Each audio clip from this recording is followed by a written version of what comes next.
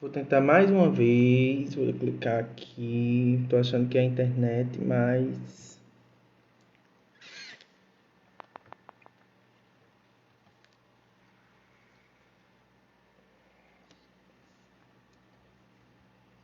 Esperar a Luan entrar.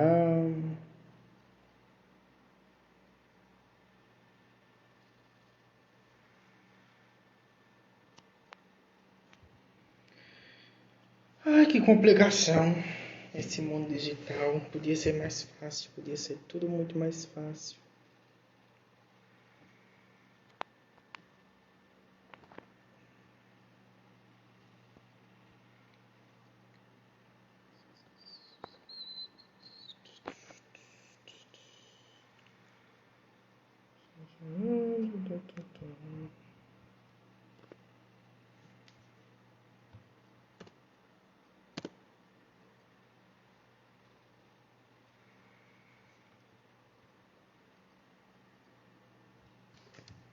Tô chamando você aqui pelo meu. Jesus, que dificuldade.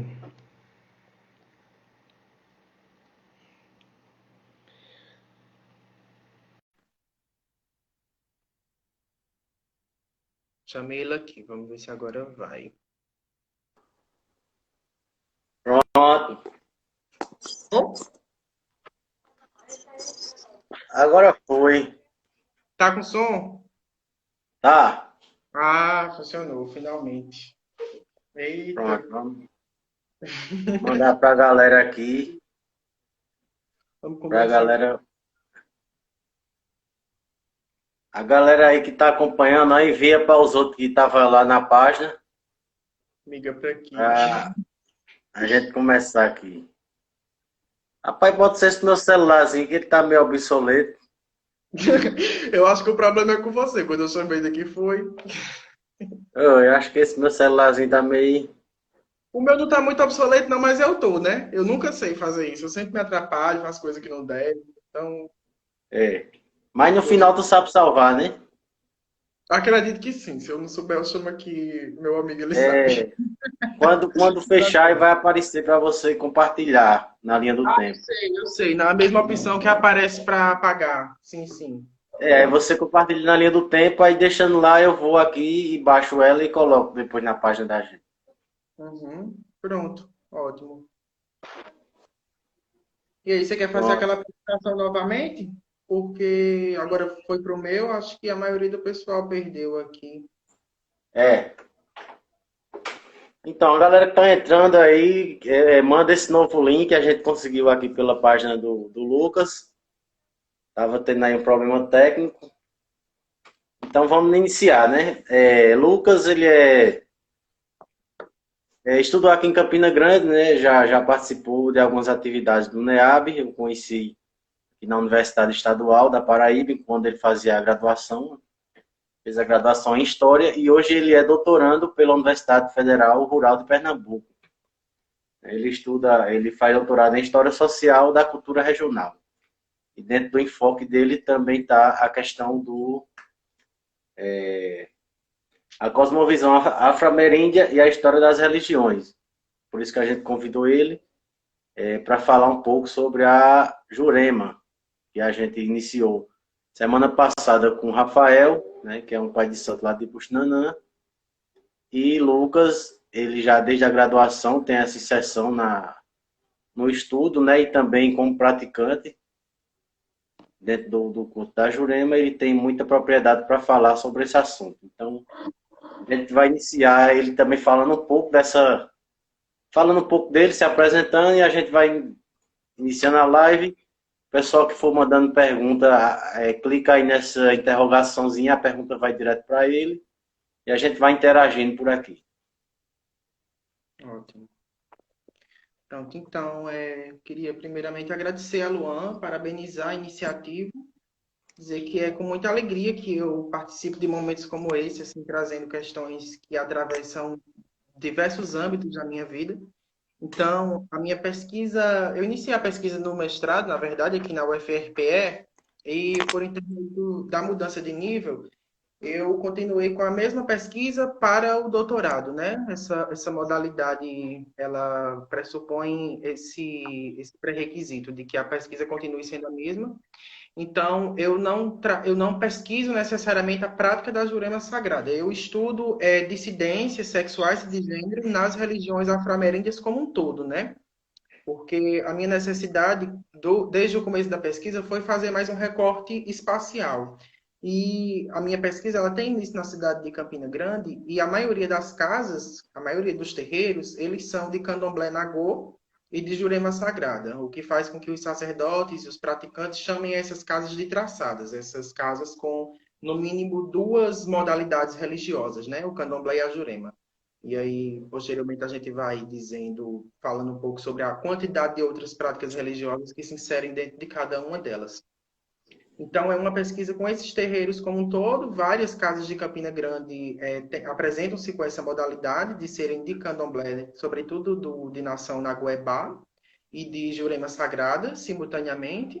Os sacerdotes, eles costumam organizar o espaço ritualístico para que contemple ambas as práticas religiosas e, mediante a organização de um calendário litúrgico, eles possibilitam que ambos os cultos sejam contemplados para a realização dos rituais. Bom, como essa conversa de hoje é mais sobre a Jurema Sagrada, eu vou me deter aqui um pouquinho nela, né? Vou sair aqui da pesquisa mais ampla como um todo para apresentar alguns aspectos da formação dessa religiosidade nordestina, como é que ela aparece, como é que ela vai se construindo nesses espaços e se firmando através de algumas dobras que permitiram o contato, a aproximação e o distanciamento de outras práticas religiosas. É comum a gente dizer que a Jurema Sagrada é uma religião que começa com os indígenas, sobretudo os indígenas do litoral, os indígenas de tronco linguístico tupi, porque a historiografia indígena vai dividir em dois grandes troncos, né? Tupis e tapuias. Tapuias eram uma espécie de outro, de bárbaro, de selvagem, é, que era uma nomenclatura utilizada pelos próprios índios tupis. E aí congrega carijóis, índios que estavam mais ao litoral e que a colonização entendeu como menos propícios aos diálogos, às articulações com eles, né? Então, a gente costuma dizer que inicia-se com os indígenas, sobretudo os de tronco tupi, porque são deles que a gente tem a maior quantidade de informações, de registros, de escritos sobre as suas práticas religiosas, sobretudo em três obras principais. O livro Viagens à Terra do Brasil, do Jean de Lery, é um livro do século XVI. Duas Viagens ao Brasil, estou olhando aqui para não confundir as datas, e do Randstad e Natureza, Doenças e Medicinas do Von Marti. Então, a gente vai dizer que a Jurema Sagrada ela começa com esses indígenas porque a gente tem acesso a essa documentação que nos traz essas informações. Mas a gente subentende que onde existia índios, existia práticas religiosas diferenciadas que não necessariamente a Jurema Sagrada. Dessas, a gente tem mais acesso pela quantidade de registros que nos é disponível, né? Então, o Randstad, por exemplo, ele vai fazer uma descrição extremamente complexa, até exaustiva, dos instrumentos que eram utilizados nos rituais, o cachimbo e o maracá, por exemplo, e aí a gente faz essa associação direta, porque são instrumentos, são elementos ritualísticos que ainda estão presentes nos terreiros, nos rituais hoje, né? E aí vem deles. O É um Randstad vai... símbolo de identidade, né? O E cachimbo. o E a Randstad galera vai já. dizer que o maracá era uma espécie de cabaça de abóbora seca que eles abriam, colocavam uma espécie de pau furando, juntavam pedrinhas dentro e balançavam, balançavam, balançavam e assim conseguiam chegar no tamaracá. Tamaracá talvez fosse o que a gente chama hoje de cidade sagrada, ou algum lugar que tivesse relacionado ao transcendente, metafísico. Essas palavras elas são todas complicadas, porque elas fazem parte de toda um vocabulário ocidental e a gente tenta pegar ela meio que para tentar dizer assim, mas existe toda uma dificuldade na hora de fazer essas traduções, né? Então a gente tem essas práticas iniciadas com os indígenas. Se o Jean Delery e o Randstad vão fazer essa descrição dos maracás, o Roloxbari, por exemplo, vai fazer uma descrição mais voltada aos rituais de beberagem. Então, esses indígenas, eles extraíam casca, raízes e folhas na composição de bebidas ritualísticas que possibilitariam uma espécie ou de manifestação, de atualização do sagrado, e era utilizado sobretudo as raízes e as cascas de corpamba, que eram uma espécie de planta alucinógena, com propriedades alucinógenas.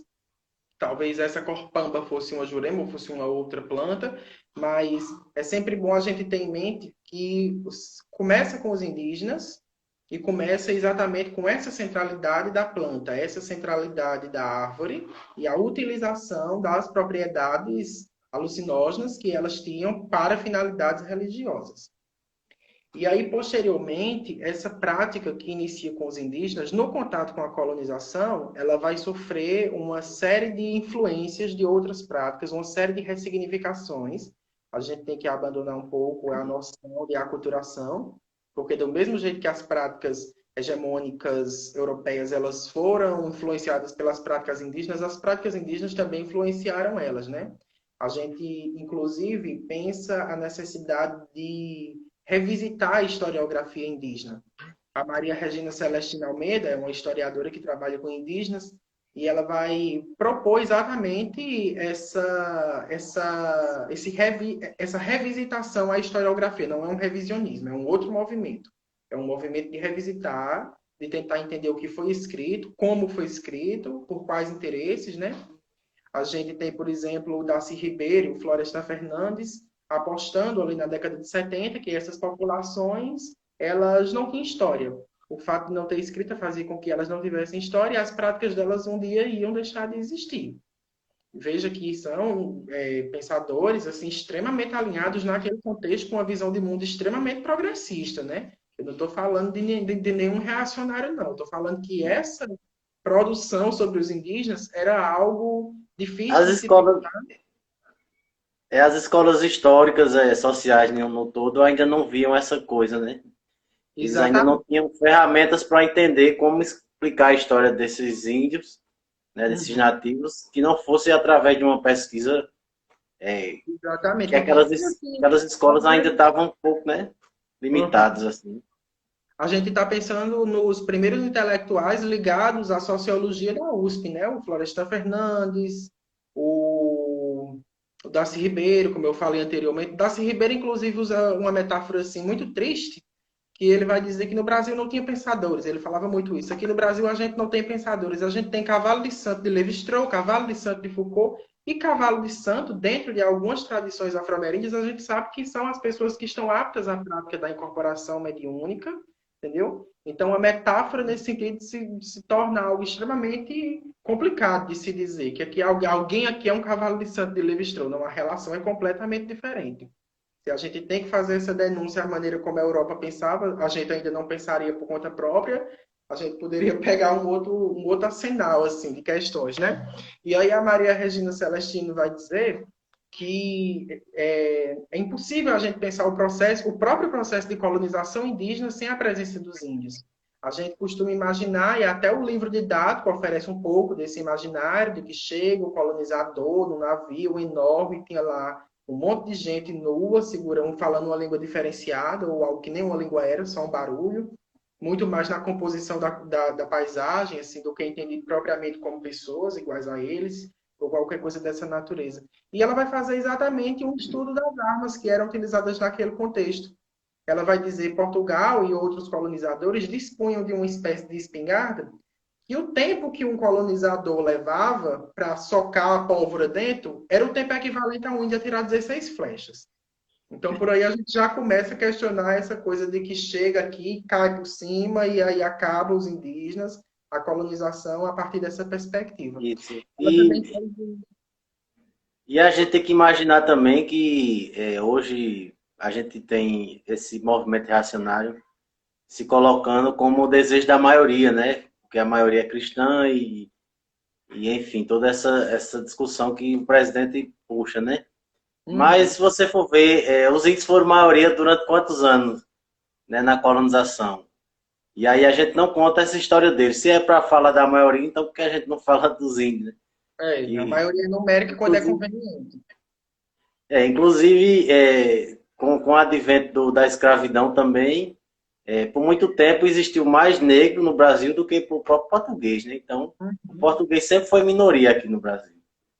Uma concepção de quantidade que não envolve necessariamente o acesso a esses direitos e tudo mais. Sim, Mas esse discurso da minoria e da maioria, às vezes ele é numérico, às vezes ele é em relação ao direito que o sujeito acessa, mas a depender de toda uma série de articulações, de interesses, ele é bem flexível, assim. Eu acho interessante, às vezes, quando você pensa a ideia de maioria e de minoria na cabeça de algumas pessoas, né? Como é que é, funciona. Não sei se funciona, né? Mas é interessante de se é meio analisar. louco. É.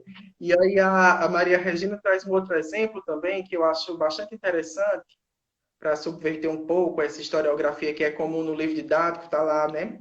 O português trouxe bugiganga e trocou com madeiras e pedras caras. Pronto, nisso fica, né? A gente tem esse imaginário do processo de colonização. E ela vai trazer exatamente um exemplo de um índio que conseguiu surrupiar um canhão pequeno. Esse índio pega esse canhão e ele troca num papagaio que uma senhora estava trazendo de Portugal. E aí ela vai dizer exatamente o seguinte: a gente está falando de grupos de sociedades que se baseavam em sistemas de valoração completamente diferentes. Então a gente não pode dizer trocava ouro, trocava pedras preciosas por bugiganga. Bugiganga para quem? Entendeu? São sistemas de valoração completamente diferentes. Talvez o papagaio não valesse absolutamente nada para ela, e para o índio que nunca tinha visto aquele papagaio com aquela pena valesse muita coisa. Então a gente tem É. que sair um pouco desse imaginário comum Ô, a colonização. ô Lucas, a gente pesquisa a questão da percussão, né, da musicalidade, que é o que a gente faz, né? A gente é um grupo que não tem uma vinculação religiosa, mas a gente usa a música que vem dessa tradição religiosa, né? A gente não pode tirar uma coisa da outra, né? Desassociar. E aí na Jurema também, ela existe essa Jurema indígena, que como você falou, utiliza o maracá principalmente, né? E como o som, né? Para atingir esse local que você chamou de Tamaracá, né? Que a gente pode pensar que seja uma cidade sagrada da Jurema, como é falada hoje. Mas na Jurema que se urbanizou, digamos, que ela. Essa que a gente conhece na cidade, né? Conhece em Campina Grande, conhece em Recife, né? Enfim, Paraíba, Pernambuco. Tem muito isso, né? Nas cidades existia a Jurema, que era uma religião totalmente rural, né? Assim, de mata, dos nativos. Então, quando ela se urbaniza, ela incorpora outros instrumentos. Aí eu queria que você falasse como é essa questão dos instrumentos, quais instrumentos usa, qual é a função. No caso do Algan, que eu acho que na Jurema também deve chamar Algan, não sei, né? Se é só no candomblé. E como enfim, essa questão dos instrumentos, da música em si, dentro do contexto religioso. Uhum. Eu acho que tanto na Jurema quanto no Candomblé, nas religiões afro-ameríndias como um todo, a música, a musicalidade, o exercício, o contato com esses instrumentos, eles têm uma finalidade litúrgica, mas uma finalidade que não é puramente litúrgica. Quando a gente sai desse primeiro momento da pagelança indígena no culto, na centralidade da árvore, a gente passa para o que os autores vão começar a chamar de catimbó. Se antes existia essa centralidade da árvore, o culto à pagelança, a sociedade, a santidade que existia na Bahia, uma santidade indígena, que eles chamavam de santidade de Jaguaripe, ela é o movimento indígena do século XVI, talvez o maior movimento de resistência indígena do século XVI. Então a gente percebe Como a é o nome? influência santidade de Jaguaripe. E aí seria uma segunda, uma espécie de dobra, uma espécie de contato da Jurema com as práticas do catolicismo oficial. Eu acho até necessário colocar entre aspas, porque a gente está falando de um catolicismo que tem mais relação com as fontes oficiais da igreja, com o processo de colonização, com o Vaticano e tudo isso. E o catolicismo rústico, esse catolicismo da rezadeira, esse catolicismo do Padre Cícero, que não deixa de ser um catolicismo, né? São manifestações diferenciadas que estão relacionadas a uma prática da mesma origem, né? Então, a gente pensa a música como a gente pensa a dança, por exemplo, nas tradições que são orientadas pela escrita, a escrita, a palavra, ela tem esse lugar de centralidade. Entendeu? A técnica de confissão na Igreja Católica ela está extremamente associada, diretamente associada à centralidade que a palavra tem. Nas tradições afro-ameríndias, existe uma possibilidade da transmissão desses conhecimentos, desses saberes, por intermédio das narrativas, da construção de narrativas míticas, e aqui eu não estou falando de mentira, estou falando de mito, no sentido de construção de narrativas sobre o que é considerado sagrado. E também existe a dança, existe a música, existe a percussão, só que eu acho que essa Jurema de pagelança, essa Jurema que é descrita, esses rituais que são descritos no primeiro momento, eles faziam um uso exclusivo do aracá. Esses outros instrumentos, como o ganzá, que a gente vê em alguns terreiros, esse tambor redondo que chama de ilu, que é um instrumento diretamente associado aí ao candomblé na Guaibá, né? As práticas do candomblé. Então, esse processo de hibridização religiosa, ele vai se dar, inclusive, em termos da mudança, não só da mudança cosmológica, mas da mudança ritualística, da maneira como os rituais eram feitos. Então, vamos dizer que a Jurema ela pega meio que emprestado os tambores que vêm do candomblé. Não se tem notícia assim, de práticas indígenas que utilizavam esse tipo de instrumento de percussão, talvez outros. E aí vai tendo todo a construção de um complexo musical, né? Que a etnologia a etnomusicologia vai se dedicar bastante ao estudo da música, ao estudo das cantigas, o Mário de Andrade, o Câmara Cascudo, todos esses autores vão se dedicar ao estudo desses instrumentos, né? Que tem uma relação direta com as localidades específicas. Quando a gente pensa essa Jurema que se pratica aqui, a gente vê uma influência direta desse candomblé na Goiabá, que existe aqui em Pernambuco, nos rituais. A gente não chama necessariamente o rapaz, a pessoa que toca o atabaque de Ogã, porque Ogã é um cargo necessariamente de candomblé.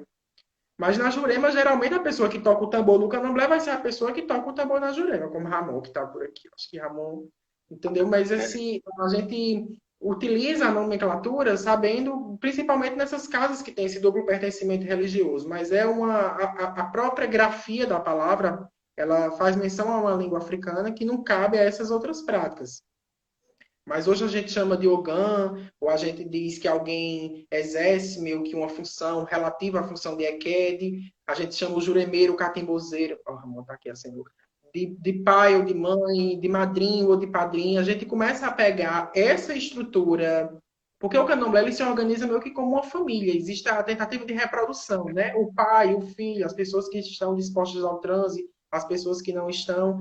E a Jurema, de certa forma, em algumas práticas, em algumas localidades, ela vai organizar a sua ritualística de forma muito parecida, inclusive na utilização de alguns instrumentos e tudo mais. Existem rituais, existem lugares, existem práticas que são exclusivas de mulheres e que são exclusivas de homem na cosmovisão do candomblé, e ela começa a ser atualizada nos rituais de Jurema, na própria Umbanda também. Então, isso não é necessariamente um processo de perca, um processo de acréscimo, é um processo de comum ao contato entre práticas religiosas diferentes, né? A gente tem, por exemplo, a utilização de búzios em rituais de Jurema, búzios que os sacerdotes vão chamar búzios de confirmação para alguma finalidade específica, não como um oráculo, porque a gente sabe que o oráculo do juremeiro é o cachimbo. Existe a ideia de uma ciência da intuição, então não existe necessariamente um oráculo na Jurema, assim como existe um oráculo no candomblé. Mas existe o contato de práticas religiosas que se alternam e se alteram no contato entre elas, né? Eu acho que a música, a musicalidade, ela entra muito nesse sentido, né? De influências religiosas diversas. É porque a gente consegue perceber assim nitidamente, no caso dos terreiros de Jurema que tocam esse tambor, que ele vem do candomblé. Mas em relação a outras práticas religiosas mais hegemônicas, que não fazem menção direta de onde ela tirou aquela referência, a gente fica sem perceber. A gente vai numa missa e vê o padre tocando uma matraca. Alguém entra lá para trás e vai trá num negócio que parece um sino, que balança bastante. E ali eles estão dizendo que a música ela tem uma finalidade ritualística. Só que nenhum padre vai dizer. Isso aí foi tirado de uma outra tradição religiosa. Eles vão falar como se aquilo tivesse aparecido no cristianismo, como a vela, como o incenso, como todas as outras coisas que aparecem no cristianismo e na narrativa é como se tivessem sido inventadas nele, né? É muito É, difícil, porque quando a gente pensa nesse hibridismo, nesse sincretismo, nessas religiões, a gente diz de onde veio e a gente entende isso como um fortalecimento da prática. Não entra como uma contradição, mas na tradição cristã, nas tradições monoteístas ocidentais, é que tudo aparece como uma contradição, né? Isso. É, fala um pouco aí como dessa cosmovisão da Jurema, como ela é organizada, quem são esses mestres, quem são esses caboclos, Uhum. como é que é feito toda essa parte mais do panteão, né, da prática religiosa, do contato com esses espíritos que são trabalhados dentro das casas. Uhum. Ela começa, então, como a gente vinha falando anteriormente, com essas práticas indígenas, essas práticas de pagelança, e ela vai cultuar. Inicialmente, a gente tem os caboclos como entidades referências, que são espíritos, são ancestres indígenas, e posteriormente, já num contato que a Jurema estabeleceu com o cristianismo, seja ele o cristianismo ortodoxo ou o cristianismo popular, e com uma série de outras práticas também de origem ibérica, que a gente vai chamar genericamente de bruxaria, outras pessoas vão chamar de magia europeia, começa-se a cultuar entidades que não tinham necessariamente arquétipos indígenas, mas elas eram invocadas na condição de um ancestral. Seriam exatamente essas entidades que a gente chama de mestres de Jurema. E aí a gente tem a figura do rezador, a gente tem a figura do cangaceiro, a figura do vaqueiro, do boiadeiro, de todas essas referências que compõem o Nordeste em suas múltiplas expressões religiosas e culturais, sociais. Então, nessa segunda inflexão vai aparecer essas figuras, né? Os mestres de Jurema, os mestres de Catimbó, chamou tanta atenção de autores como Maria Andrade. E esses espíritos, eles são recorrentemente chamados, invocados pelos catimbozeiros. Inclusive, os próprios catimbozeiros podem voltar posteriormente na cosmovisão da Jurema nessa condição de ancestral, nessa condição de espírito orientador. Mas como ele não tinha necessariamente essa vivência indígena, esse pertencimento indígena como em vida, a entidade ela vai ter um outro arquétipo. E aí é muito comum também nas casas de Jurema a gente ver cultos a Exus, cultos a Pombagiras, cultos a essas outras entidades. Ai, Rosa entrou aqui. Culto a essa infinidade de outras entidades que elas são resultados do contato entre a Jurema, a Umbanda e a Quimbanda. Na Paraíba a gente tem uma especificidade que é exatamente como é que eu poderia dizer? A expansão da Umbanda, que a gente sabe que a Umbanda ela tem um ponto de nascedor ou pontos de nascedor no eixo sul e sudeste do país, né? A narrativa Isso. do migração, com o Caboclo das Sete Encruzilhadas e tudo mais. Na década de Já 60, nasceu oficializada também, né, com federação e tudo. isso, ela tem uma propensão muito maior à institucionalização do que a Jurema, por exemplo, né? Via de regra, as federações exigiam que as casas elas registrassem seus nomes. A gente tem na Paraíba, na década de 60, o processo de legalização. A Umbanda ela vem ser considerada uma religião em 1966.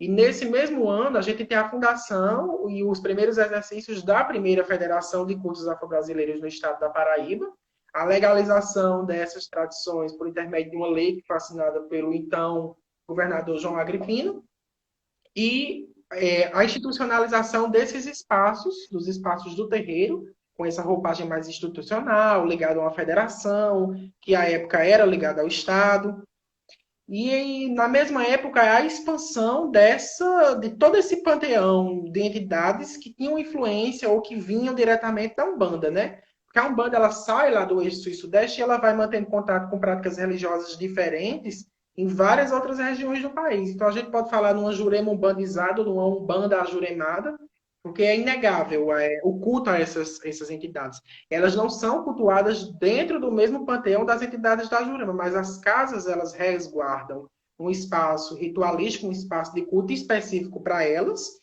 e dentro do próprio calendário litúrgico, a gente vai ter lá as novenas dos pretos velhos, que não são entidades ligadas na cosmovisão da pagelança indígena, mas esse processo de troca, esse processo de confluências históricas, culturais, vai fazer com que as tradições elas criem cosmovisões extremamente complexas e diferenciadas. Então, eu acho que existe uma dificuldade da gente falar em uma cosmovisão da Jurema. A gente fala em cosmovisões, sabe? Porque existe essa Jurema mais de pagelança indígena, que tem o culto dos mestres, o culto dos caboclos, e existe essa Jurema que tem uma ligação maior com entidades ou com cosmovisões que vêm de outras práticas religiosas, sendo que é sempre bom a gente frisar que aqui não aparece como contradição, né? É um processo de circularidade cultural na acomodação dessas práticas e vai ser Isso. diferente de região para região. E aí talvez a gente diga assim, não, mas a jurema de fulano é feita assim, a jurema de ciclano é feita assim. Mas além da gente ter que levar em consideração que essas práticas se dão de forma majoritariamente oral, e é por uma, não é necessariamente por uma incapacidade da escrita entre os praticantes, é por uma necessidade que tem uma finalidade ritualística. A gente tem, por exemplo, a ideia do segredo como algo que guarda uma potencialidade dentro dos cultos. Então, é muito comum a gente imaginar a escrita como uma coisa capaz de salvar uma tradição, mas a escrita ela também pode matar uma tradição, entendeu? Então, existe uma necessidade cosmológica de que isso permaneça sendo transmitido de forma oral. Não se transforma numa tradição escrita, não é porque não quer ou porque não tem condições, é porque não é essa a finalidade. E aí a gente vai ter outras casas que têm uma aproximação mais direta com a Umbanda, outras que vão receber elementos do Candomblé de forma mais diferenciada. Mas é sempre bom a gente frisar que isso varia muito de casa para casa, de tradição para tradição, de família para família, e de processo histórico para processo histórico. A depender de cada região do país, a gente vai ter, por exemplo, uma quantidade de praticantes da Jurema em São Paulo, sendo que em São Paulo a gente não tem os elementos usados no Isso. ritual que a gente tem aqui, então já a religião ela começa a se conformar a partir de uma outra finalidade ritualística, ela vai proporcionar esses trânsitos, essas idas e vindas de região para região, faz parte do processo histórico de toda a região, principalmente dessas que não têm mais escrita a sua base, a sua finalidade primeira, né? Tem uma tradição, uma narrativa oral que é muito comum entre os terreiros de Jurema. Existe até um ponto que a gente canta para isso, que a gente diz: a Jurema é um pau sagrado, é um pau de ciência que todos querem saber. E aí a gente faz essa menção a Jurema como um pau. Depois a gente tem um outro ponto que vai dizer: é um pau sagrado, deu sombra a Nosso Senhor. Essa ideia de que é um pau que deu sombra a Nosso Senhor, a gente está fazendo uma menção direta à narrativa presente na tradição judaica cristã, que na fuga de Maria para o Egito, aquela fuga de Herodes e tudo mais, Maria tinha pegado a criança e escondido debaixo de uma planta, de uma jurema, para dar sombra, para proteger a vida do menino Jesus. Se essa narrativa aconteceu, se não aconteceu, não importa, não interfere em absolutamente nada. É sempre bom a gente frisar que essa narrativa está presente na cosmovisão judaica cristã e ela vai ser apropriada pela Jurema. Roger Bastide vai dizer exatamente que narrativas como essa eram a ideia de uma religião que não tinha uma cosmovisão e ela vai começar a criar suas cosmovisões, porque toda religião cria suas cosmovisões, não era só a Jurema que não tinha uma. Então, ela vai se apropriando de todas essas narrativas, construindo suas narrativas próprias. Não está no âmbito da saber se essa narrativa é verdade, saber se essa narrativa é mentira. Não é essa a questão, né? É simplesmente entender que existiram esses processos, né? Existiram essas construções narrativas de práticas que transitam de uma para outra. E algumas vão ser extremamente aceitas, outras vão ser questionadas. A gente tem, por exemplo, a menção a Salomão na Jurema, e é o Salomão da tradição judaica cristã. É o O São João Batista, né? Também. São João Batista na Umbanda vai ser muito comum. Então, esse processo, ele não anula, ele não cria coisas novas. É um processo de complexa ressignificação, não é de substituição, como na tradição cristã. Na tradição cristã, a gente percebe um processo de substituição. Ela jamais vai dizer, no começo do cristianismo não tinha isso, mas quando o cristianismo venceu a guerra com os mouros, adotou esse tipo de elemento da religião deles e acomodou aqui. Não, o cristianismo jamais vai admitir uma coisa dessa. É como se tudo tivesse nascido lá. Então, a narrativa como essa, de Jesus embaixo da planta da Jurema, é uma narrativa até estudada pelo Roger Bastide.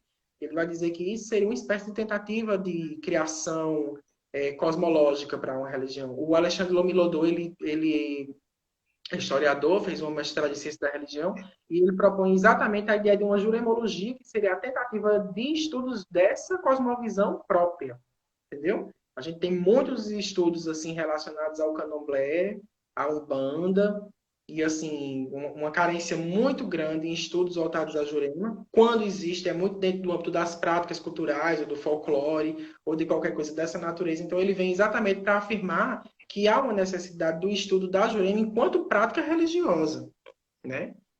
E aí eu acho assim o trabalho do Alexandre fundamental nesse sentido. Várias outras referências existem, mas eu estou falando de uma pessoa que pratica a religião, que tem essa necessidade de construir narrativas outras, estudos outros. E assim é nesse processo que a Jurema se faz e os estudos sobre ela se fazem também. Sim, então, assim, ela começa a ter certas organizações para poder, porque ela sempre foi muito inferiorizada, né? Porque a narrativa cristã é embasada na Bíblia, né? E a narrativa do africano também, mesmo que não tenha na escrita, mas eles também tinham uma certa padronização de culto, né? Eles tinham os mitos fundantes de cada orixá e tudo. E a Jurema, como não teve esse trabalho assim, era às vezes, muitas vezes feito, como você disse, existe várias Juremas, né? Então, tinha gente que era rezador e sabia fazer beberagem para curar uma pessoa. Tinha médiuns que incorporavam caboclos, enfim. Então, cada casa vai ter uma prática, né? E às vezes tem Jurema que não tem toque, né? Com Uhum. Ilu. Só vai ter a Jurema Riada, né? Tem outros que vão ter só a questão da visão, seja a partir de copo d'água, ou de fumaça, enfim. Só uma função mais de consulta, né? Exato. É muito Então, existe comum uma essas várias formas, né? Então ficou dito como se fosse como se disse, até uma coisa até folclórica, né? Não, isso aí não é uma religião porque não existe uma materialização que a gente possa descrever ela, né? Do início ao fim, como é. Então, por ela ser assim, muito tempo ela ficou nesse local aí de inferiorização, né? Que é o que o Alexandre fala muito, né, sobre isso. Exato. O Ramon está dizendo que o culto tradicional iorubá é guiado pelos versos de Ifá. Eu acho interessante Ramon trazer isso, porque permite exatamente a gente sair um pouco dessa dicotomia entre hegemônicos e subalternos. Quando a gente está falando de hegemônico e colocando o colonizador nessa condição, e a gente está falando de subalterno, a gente tem que entender que os subalternos eles também têm condições variadas. E existe uma tentativa, por exemplo, por parte de alguns terreiros de Salvador, de reafricanização do culto, né? Uma centralidade nas práticas de Yorubá. Roger Bastide tem suas questões, mas ele, por exemplo, é um dos primeiros autores que vai estudar as práticas consideradas híbridas ou sincréticas, porque nunca foi interesse desses estudiosos. O interesse deles era estudar as manifestações africanas na crença de que existiam práticas ou exercícios ligados à cultura africana que tinham sobrevivido no Brasil, como se não tivesse existido nenhuma interferência por parte de outras. E eles estudavam muito porque tinha a crença que ia se acabar, né? Senão, antes que se acabe, a gente tem que registrar essa cultura, né?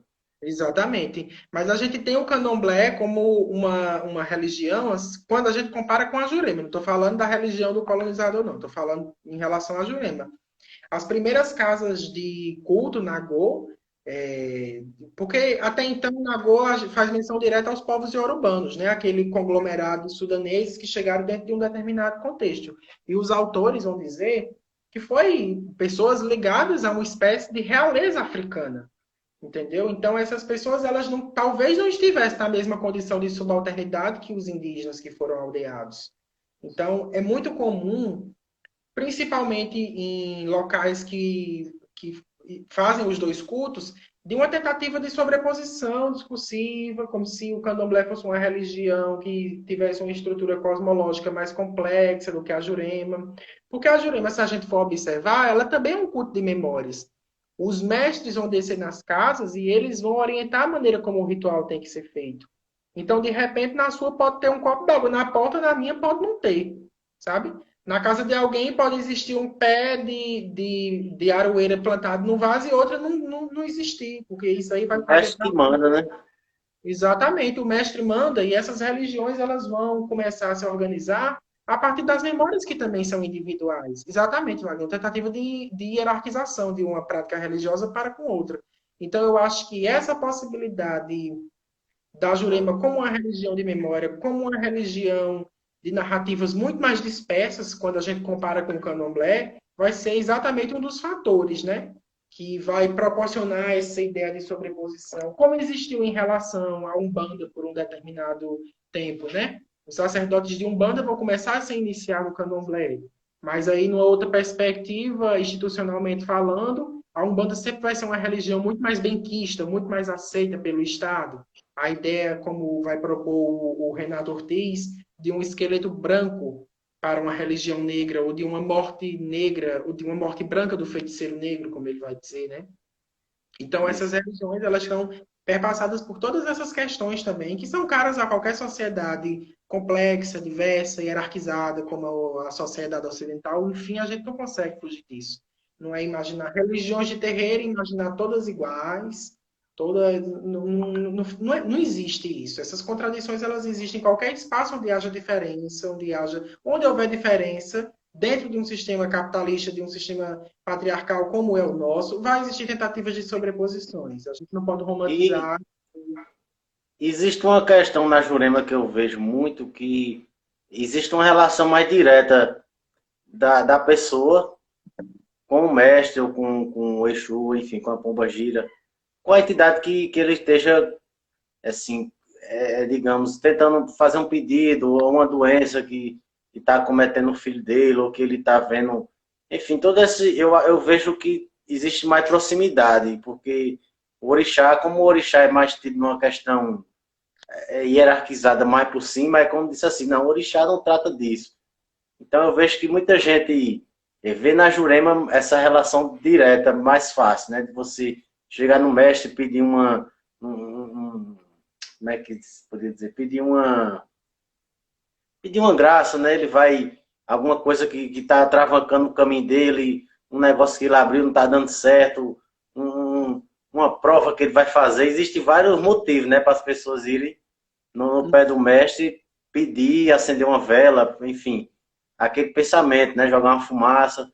Então eu vejo essa prática muito mais direta, diferente com o orixá. Como essa questão que a gente vê que na Jurema tem mais essa questão imediatista e mais próxima, e no orixá é uma coisa mais longe, mais metafísica, assim, mais Eu acho que é distante. exatamente a grande diferença do panteão dessas duas tradições, porque a gente faz exatamente essa diferenciação. Quando a gente está falando de mestres, de pombagira, de Exu, de caboclo, a gente está falando de entidades.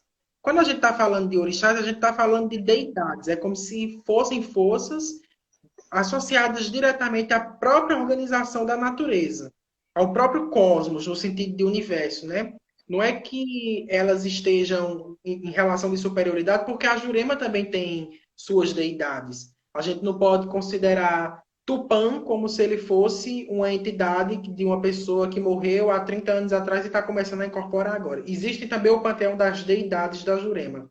Só que como a gente tem principalmente na cidade de Campina, aqui em Recife eu não conheço a realidade de outras, não conheço assim do ponto de vista da vivência, né?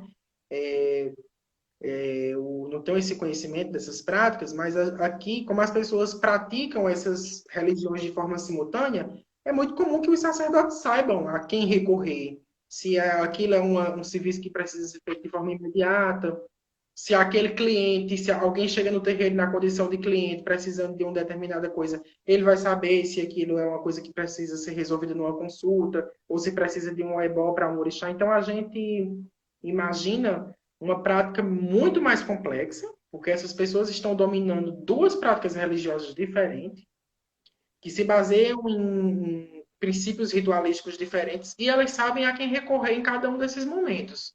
Né? Eles têm muito essa ciência, esse norte de saber aqui é uma coisa para ser resolvida na Jurema. Aqui é uma coisa que só vai com o candomblé. Não que uma dessas práticas não possa existir sem a outra. Estou falando da realidade das que congregam. As duas simultaneamente, né? Mas até juremeiros que são iniciados no candomblé vão dizer a Jurema é ligeira. Eu gosto da Jurema porque na Jurema é ligeira. Na Jurema é Existe muito essa fala, né? existe essa narrativa entre os próprios praticantes. Na Jurema é ligeiro, o orixá demora, o orixá é uma coisa muito fina, uma coisa muito cheia de detalhes. Os praticantes podem dizer isso. porque são religiões realmente diferentes, são forças que a gente se direciona a elas de forma diferentes. E isso não faz com que uma venha se sobrepor à outra. É claro que quando a gente está falando de orixá, a gente está falando de forças, de cosmologias, de deidades muito mais complexas, né? E aí não é uma narrativa que eu posso dizer que é consensual entre os praticantes de que a gente pode fazer essa diferenciação. Ah, orixás nunca foram pessoas, nunca foram humanos. E aí torna eles necessariamente divindades de ordem celestial, enquanto esses outros foram humanos, então eles não estão na mesma condição. Algumas casas, algumas práticas acreditam que os orixás também tiveram existência terrena.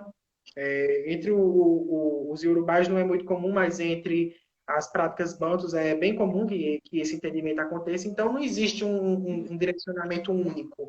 Não existe essa homogeneidade na compreensão de que o orixá nunca existiu, o orixá nunca foi gente, entendeu? E automaticamente espírito de Jurema toda a vida foi gente que desencarnou. Não, é muito diversas as formas que os sacerdotes, que os praticantes interpretam isso. Mas, via de regra, para facilitar esse entendimento e a análise dessa compreensão a quem se recorrer em determinado momento, a gente apela um pouco para esse entendimento de que a gente está tratando em uma religião majoritariamente com deidades e em outra com entidades, que talvez estejam mais próximos a gente no sentido da ligação com o cosmos maior, né? Tu fica de olho aí, porque pode ser que dê a hora do vídeo e ele encerre. Fica de Eita, olho no íconezinho aí que tem a contagem do tempo, que já eu, deve estar perto. eu acho que Quando eu tem a estou. palavrinha ao vivo, aí você clica nela e fica aparecendo um timerzinho. Ah, tá 46. Vamos abrir para as perguntas agora. Eu acho que tem um pessoal aqui comentando. A gente tem 15 minutos para Pronto. fazer isso. Se alguém quiser fazer alguma questão, algum acréscimo, se Henrique tiver aí puder me dar alguma colaboração, eu agradeço muito. Henrique me Eu ajudou. queria fazer uma pergunta no sentido, como você disse, tem praticantes da Jurema já em outros locais que não no Nordeste. Queria que Uhum. você explicasse, porque a religião da Jurema, essa que a gente, tanto a do índio principalmente, né, mas também essa urbana, ela necessita de muitos elementos que são presentes aqui, né? A gente não, por exemplo, a gente não vai buscar um pau, uma raiz em outra região do país para fazer certo trabalho, certo banho, certa defumação. Tudo que utiliza na Jurema a gente encontra no Nordeste, né? Então, é muito comum as pessoas irem na mata ou na feira comprar uma raiz e tal. Então, explicar assim como é, porque existe a questão das tronqueiras, né? Eu acho São que os os... praticantes de outras regiões que não as nossas, geralmente eles se iniciam aqui para numa tentativa de legitimidade mesmo, é dizer que é da primeira leva de iniciados, alguém que inicia-se diretamente com um praticante daqui do Nordeste e vai para lá. Mas existe toda uma tentativa e a execução mesmo de uma construção de redes comerciais e de solidariedade assim para além do território Nordeste, sabe? A Jurema ela sempre vai ser nordestina no sentido da memória coletiva, que é essa memória sem sujeito. A gente não imagina alguém, não precisa de imaginar uma pessoa dizendo isso. A gente sabe que coletivamente existe o imaginário que ela é uma prática do Nordeste. Quando ela sai e ela começa através dos ritos iniciáticos, das ritualísticas a serem exercidas em outros lugares, é necessário que os sacerdotes e que os praticantes comecem a afirmar essas redes de solidariedade, essas redes de comércio, exatamente para que, entre outras questões, os produtos que não existam lá possam ser levados daqui e tudo mais. Nada impede, não existe assim nenhum impedimento. Talvez exista mais a dificuldade, né? Porque é tudo muito caro, tudo muito difícil de transitar num país do tamanho do nosso. Mas eu vejo muito isso, assim, a utilização dessa rede que se cria de contatos, de comércios e de solidariedades para que os rituais eles sejam levados para outras regiões do país. Acho isso, inclusive muito bonito, assim, sabe? A gente vê não ficar nessa romantização, é nossa, é uma prática nossa, a gente tem que agradecer a possibilidade de fazer ela assim de forma mais tranquila, porque dispõe de uma série de elementos, mas assim, existem pessoas que têm a necessidade dela também. E por que que a Jurema é de exclusividade nossa? A Jurema é uma mãe, Isso. tá para além, é muito maior que tudo isso, sabe? Então, Se ela serve aquela pessoa, né, para o que ela quer. É porque se ela procurou nitidamente é porque ela não, digamos assim, a Umbanda da forma que ele teve contato lá, que é a mais comum, de repente não serviu, ele quis e a a própria Jurema, né? Ele se ancestralidade encontrou na dessas Jurema. pessoas, a própria ancestralidade delas podem estar ligadas aqui, entendeu? A ancestralidade ela não tem condições de fazer essa delimitação territorial. Ela vai oferecer as condições para que isso possa ser executado, né? Isso. Mas assim, a gente não pode dizer uma pessoa do eixo sul e sudeste do país, como assim praticando a Jurema? É besteira. Alguém fez pergunta aí? Tem alguma pergunta? Por aqui não apareceu, não. Pode ser que tenha ido para tu aí. Eu acho que não apareceu não. Vi aqui É, uma moça deu oi, mas eu não consegui responder antes que eu morro de medo de cutucar aqui, de tocar aqui, porque é um eu fico com desastre. medo também de bater o dedo aqui e sair. Mas Wagner tá por É, aí? Se Wagner estiver por aí, os meninos, Henrique, dê um oi. a gente fala muito da religião Jurema, né? Um nome que é o nome da árvore também, e existem outras árvores que são base também da religião, né? Fala um pouco do Tem Jucá, a do Angico. Jurema, tem o Angico, tem o Vajucá, tem o Manacá, tem o Catucá, tem o Juns, tem a Aroeira, que são as sete principais, né? Que a gente vai, inclusive, nomear as cidades com o nome dessas plantas, algumas traduções. Mas, além disso, existem outras plantas, existem todo um complexo e todo um saber etnobotânico em torno delas, em torno de plantas que são utilizadas para fazer chás, garrafadas, banho de limpeza, limpeza de ambientes. Então, assim, a Jurema é uma religião de um conhecimento etnobotânico ímpar. Assim, é muito complexa a sabedoria que os mais velhos têm, que os mais antigos têm, do conhecimento dessas plantas, né? Dessas práticas. Entre o candomblé também, mas as plantas elas são diferentes e as que são iguais geralmente apresentam finalidades litúrgicas diferentes, né? Mas existe sim essa centralidade das plantas. Existe, inclusive, a espécie de crença numa ciência de cada planta, né?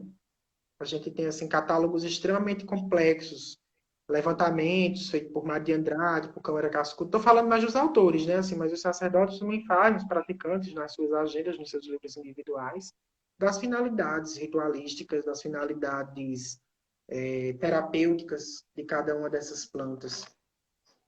Então, a gente tem no Candomblé, por exemplo, um livro que chama Euê, que é do Pierre Véget. Um livro muito grande, sim, ele catalogou uma série de conhecimentos sobre essas plantas. Eu acho de uma resistência incrível, né? Porque as pessoas elas estão ali se utilizando de todo esse conhecimento adquirido, levando ele adiante, subvertendo todo um sistema perverso, fármaco da produção de remédios, assim, dentro dessa lógica do fármaco poder, né? Então, além de tudo, existe isso, existe essa outra possibilidade. Então, é um motivo a mais para essas religiões elas serem perseguidas, elas serem atacadas, né?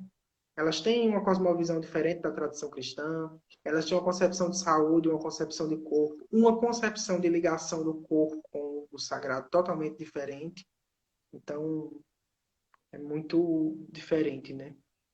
Ah, a Lília está desejando aqui muita cheia. Para você também, Lília é de Alagoas. Se liga aí no tempo para não. Então é isso. Eu acho que a gente vai se encaminhar aqui para o encerramento. Tá 54. Queria agradecer as pessoas que ficaram até agora. E momentos como esse são extremamente interessantes. Talvez a gente pode pensar na possibilidade de outros, né? Então é isso. Queria agradecer a você, Luan, pelo convite, né? Dizer que pode contar sempre que eu espero que outros momentos como esse apareçam com outras pessoas para a gente continuar fazendo esses exercícios. Beleza, valeu, a gente agradece também.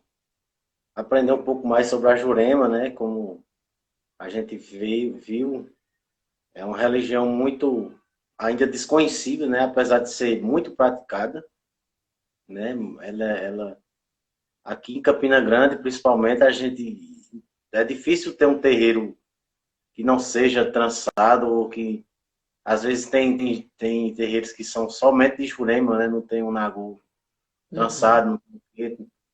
Então, é uma religião muito praticada, mas que por muito tempo ficou escondida, né? Escondida por toda essa demonização que existiu, porque como a gente conversou aqui, o africano, ele foi também colocado nesse combate também, né? Mas como era uma coisa que existia uma normatização, assim, uma certa explicação total, então era visto como realmente como uma cultura de outro povo e tal. E aí o catimbó, como a gente conhece, ele foi tido como uma prática de feitiçaria, né? Uma coisa mais baixa, né? Com espíritos de baixa radiação, enfim, toda essa Esses essa entendimentos. isso, tudo essa ideia que foi colocada, né, dessa demonização da prática do juremeiro. Então, acontece, muitos juremeiros se esconderam, né? Então, e se umbandizaram e também incluíram o Nagô para poder ter digamos, esse escudo, né? Dentro de Uhum. federações e tal, que, como você falou, desde a década de 60 vem Possibilidade de institucionalização mais efetiva, né? É muito isso. comum as pessoas dizerem, a minha casa, você não percebe muito assim a ritualística da Umbanda, um elemento ou outro, as pessoas dizem, minha casa é de Umbanda. Porque, via de regra, as federações pediam que você registrasse sua casa com o nome de Candomblé ou de Umbanda, assim. As pessoas não chegam, não, minha casa é de Jurema, sabe? Então, até esse processo, a institucionalização faz com que os entendimentos sobre as práticas religiosas, elas se modifiquem. É muito complexo, né? Tudo muito difícil de se permanecer como está. E a gente não pode entender isso como uma coisa lamentável, não. Faz parte do processo.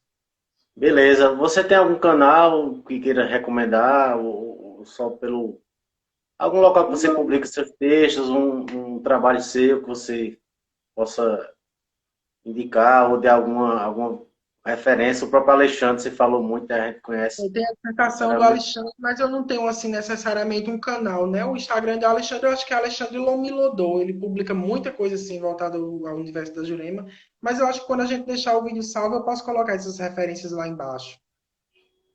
Massa? Pronto. Massa, pois valeu. Tu encerra o Valeu. vídeo, aí salva e eu vou baixar para a gente colocar também na nossa página e colocar no YouTube. Tá Agradecemos bom. aí Muito obrigado. Eu vou pela salvar aqui. participação. Valeu, Luan. Valeu.